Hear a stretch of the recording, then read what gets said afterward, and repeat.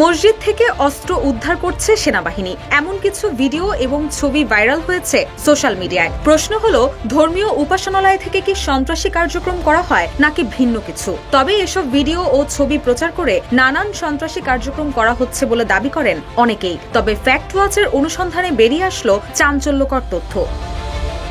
এদিকে ভারতে থাকা লেখিকা ও সোশ্যাল অ্যাক্টিভিস্ট তসলিমা নাসরিন এসব ছবিগুলো তার ভেরিফাইড ফেসবুকে পোস্ট দিয়ে লিখেন, মসজিদের নামাজ নয়, আসল কাজ সন্ত্রাস। নামাজিদের জঙ্গি দীক্ষায় দীক্ষিত করা, জঙ্গিদের হাতে অস্ত্র দিয়ে মুক্ত চিন্তকদের হত্যা করাই আসল কাজ। মসজিদগুলো বন্ধ করে দেওয়া উচিত। মসজিদের বিল্ডিংগুলোকে বিজ্ঞান ক্লাব, পাঠাগার, প্রেক্ষাগৃহ, নারী অধিকার সংস্থা, গান, নাচ ও নাটকের স্কুল ইত্যাদি বানানোর দাবি তুলেন তিনি।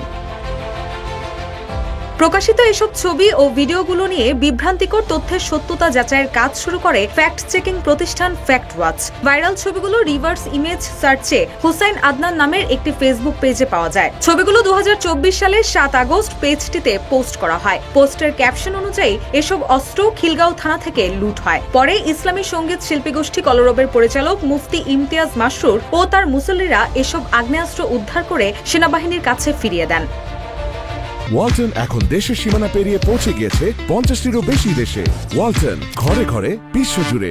এই পোস্টের সূত্র ধরে মুফতি ইমতিয়াজ মাসরুরের ফেসবুক অ্যাকাউন্ট খুঁজে বের করা হয়। তিনি খিলগাঁও ঝিলপার ইমানবাগ জামে মসজিদের ইমাম ও খতিব। ইমতিয়াজ মাসরুরও গত বছরের 7 আগস্ট ছবিগুলো নিজের অ্যাকাউন্টে পোস্ট করেছিলেন। পোস্টে তিনি লিখেন, আলহামদুলিল্লাহ, খিলগাঁও থানা থেকে উদ্ধারকৃত এবং লুট হওয়া শতাধিক আগ্নেয়াস্ত্র খিলগাঁও ইমানবাগ জামে মসজিদের এলাকাবাসীর সহযোগিতায় উদ্ধার করে সেনাবাহিনীর হাতে হস্তান্তর করতে পেরেছি। ঝিলপার ইমানবাগের ধর্মপ্রাণ এলাকাবাসীর প্রতি চিরকৃতজ্ঞ।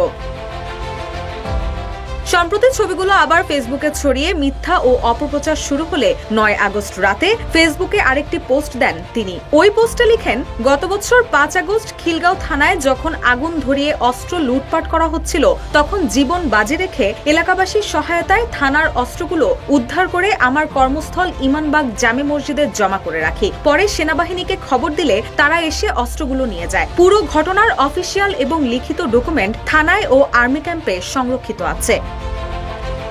এছাড়াও ছবিগুলো নিয়ে এক গণমাধ্যমে গত বছরের 7 আগস্ট প্রকাশিত একাধিক প্রতিবেদন প্রকাশিত হয়। প্রতিবেদন থেকে জানা যায়, 2024 সালের 5 আগস্ট গণ অভ্যুত্থানে সরকার পতনের সময় খিলগাঁও থানা থেকে শতাধিক আগ্নেয়াস্ত্র লুট হয়। এলাকাবাসীর সহায়তায় মসজিদে জমা থাকা এসব অস্ত্র 24 সালের 7 আগস্ট সেনাবাহিনীর কাছে হস্তান্তর করা হয়। রুশা সুর, নিউজ ডেস্ক, ইত্তেফাক।